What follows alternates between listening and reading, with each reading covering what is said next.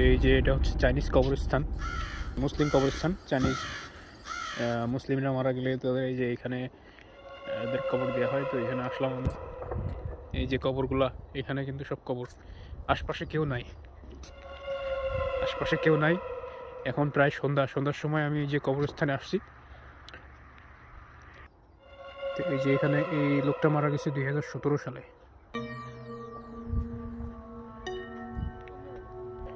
এগুলো অনেক অনেক পুরাতন কবর। এদিকে অনেক পুরাতন কবর আছে,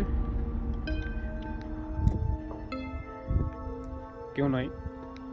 একটু কাছে যাই, এগুলো কিন্তু সব কবর। এই যে উঁচু উঁচু হয়ে আছে সব কবর। আসসালামু আলাইকুম ইয়া হালাল কুবুর।